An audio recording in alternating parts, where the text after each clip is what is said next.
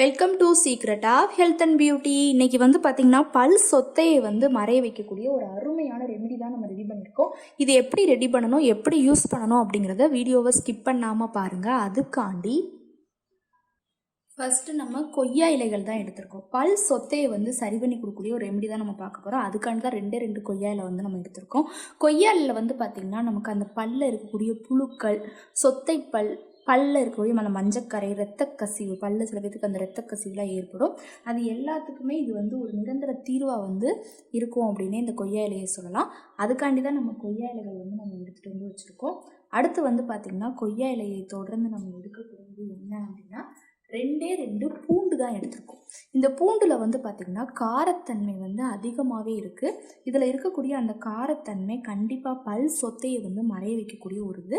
இப்போ இதோட தோலை நம்ம எடுத்துகிட்டு பார்ப்போம்.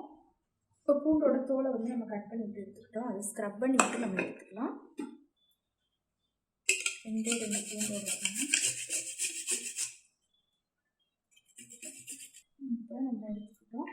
அடுத்து பார்த்திங்கன்னா இது கூட நம்ம ஆட் பண்ணக்கூடியது ஒரு ஹாஃப் லெமன் தான் நம்ம ஆட் பண்ண போகிறோம். லெமன் பார்த்திங்கன்னா சிட்ரிக் ஆசிட் அமிலம் நிறைந்த ஒரு பொருள். இதோட சாறு நமக்கு கண்டிப்பாக பல் சொத்தையை மறைய வைக்கக்கூடிய ஒரு பொருள். இதில் அப்படியே லெமனோட சாறு ஒரு ஹாஃப் டீஸ்பூனுக்கு இருக்கிற மணிக்கு இந்த மணிக்கு சேர்த்தோம் அப்படின்னாலே கரெக்டாக இருக்கும். ஹாஃப் லெமனோட சாறை சேர்த்து அப்படியே கைட்டை நல்லா அந்த மணிக்கு மிக்ஸ் பண்ணி விட்டுக்கோங்க. மிக்ஸ் பண்ணி விட்டு எடுத்துகிட்டு உங்களுக்கு சொத்தைப்பல் எத்தனை இப்போ சில பேத்துக்கு 2 இருக்கும் அப்படின்னா நீங்கள் 2 இலை எடுத்துக்கலாம், இல்லை 1 போதும்.